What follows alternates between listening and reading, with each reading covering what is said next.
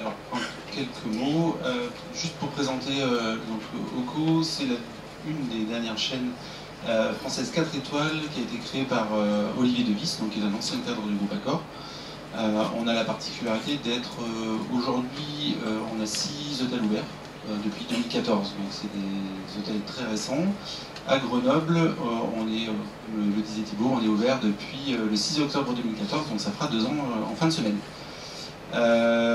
Olivier Devis a créé le concept OCO pour répondre à une clientèle,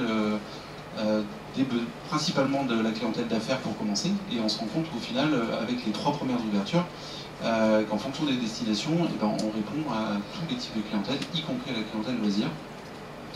On a la particularité d'avoir un concept tout compris, donc c'est des espaces design, c'est un accueil authentique et ça inclut toutes les prestations qu'on peut retrouver dans un hôtel, à savoir le petit déjeuner, un apéritivo, les boissons sans alcool, la vidéo à la demande dans les chambres, le téléphone et un accès à un espace club. La vraie particularité justement de notre concept, c'est cet espace club qui est accessible 24 heures sur 24 pour les clients. Donc là, on répond à tous les besoins des clientèles. Si je fais un parallèle avec une remarque de Josette, les familles SRL chez nous, elles sont les bienvenues. Chacun peut vaquer à ses occupations. Un regarde un film dans sa chambre, l'autre est dans la salle de sport ou sur la terrasse. Donc vraiment, on répond à tous ces besoins-là. Et pour faire le lien avec ce que disait Thibaut, cet espace il est géré par les mêmes personnes qui gèrent l'accueil. C'est-à-dire qu'on a une équipe d'hôteliers. On n'a pas des réceptionnistes et des serveurs ou des barman.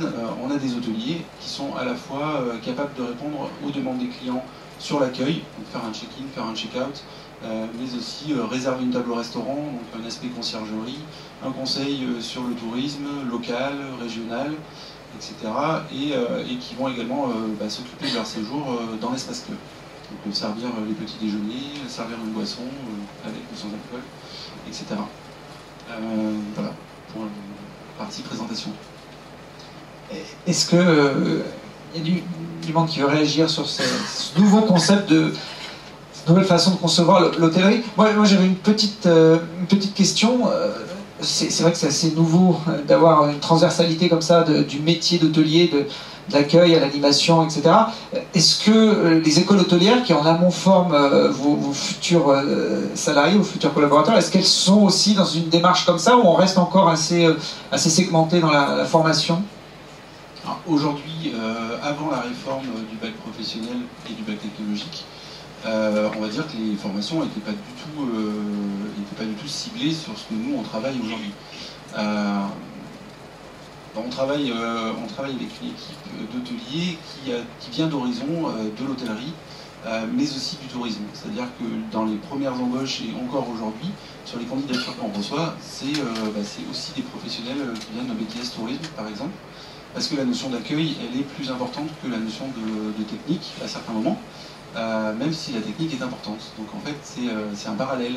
Nous, dans l'équipe, il y a un équilibre entre le tourisme et l'hôtellerie pure, une formation qui n'existe pas encore. Et ça fonctionne à Grenoble? Bon, vous avez 2 ans de recul, c'est peut-être un peu tôt, mais... Ça fonctionne très bien. Si on parle de segmentation, je ne vais pas trop rentrer du côté sociologique pour ne pas empiéter sur Josette, mais vraiment sur le côté segmentation, on est sur une activité principalement à faire, parce qu'on est en centre-ville de Grenoble, et avec le côté tourisme qui reste un peu à développer sur le cœur de ville. C'était un constat et c'est une réalité. Maintenant, ça fonctionne plutôt pas mal. Bon. Il y avait une question qui est arrivée là, sur les groupes affinitaires, mais je crois que c'était plutôt s'adressait plutôt à Josette Sixic. On verra si on peut revenir dessus tout à l'heure. Je vais passer la parole à Thibaut Pesanti qui va nous présenter une autre initiative. Donc responsable Thibaut Pesanti du réseau Clés Vacances Isère. Je parlais tout à l'heure en introduction. Alors avant que tout est musique, quels sont les retours des clientèles? Je vais redonner la parole à Alexandre. Voilà, en toute objectivité, Alexandre, quels sont les retours des clientèles sur le concept proposé? C'est un peu ce que je vous demandais, mais vu qu'il y a différents segments, est-ce qu'il y en a qui sont plus réceptifs que d'autres? Alors, en toute objectivité, de toute façon, la transparence, c'est une vertu et elle est, avec Internet, obligatoire aujourd'hui. Je ne vous invite pas à le faire, mais si vous allez sur des grands sites de vente en ligne, vous avez des avis clients. Et ce qui ressort, c'est que le concept est très apprécié, justement par le côté de la modernité, de la sérénité par rapport aux espaces et surtout de la générosité de l'offre tout inclus. Il y a eu des erreurs conceptuelles qui ont été faites sur les hôtels de Nantes et de Grenoble sur la conception de la salle de bain, et on s'en est rendu compte très très vite. Donc le concept, on sait le faire évoluer aussi très vite, et on a changé les modules salle de bain. Ça, c'était les premiers retours clients qu'on a eus.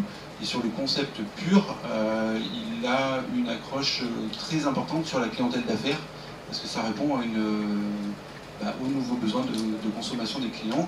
On leur demande plus leur numéro de chambre quand ils arrivent au petit déjeuner. C'est vraiment l'esprit de liberté, et ça plaît beaucoup. On dit que vous avez remis finalement au goût du jour la pension de famille, avec le côté convivialité et souplesse du système. C'est un peu ça l'inspiration? C'est vraiment l'esprit qu'a voulu insuffler Olivier Devis en créant Oco-Hôtel, c'est de faire de l'hôtellerie différemment. Donc on a vraiment cassé tous les codes de l'hôtellerie traditionnelle. Ça ne veut pas dire que l'hôtellerie traditionnelle c'est pas bien, c'est juste que nous on a une conception différente, et justement par rapport aux tendances sociologiques, on pense que ça correspond un peu plus aux besoins du client. C'est de l'hospitalité pure, de la générosité, et ça marche bien.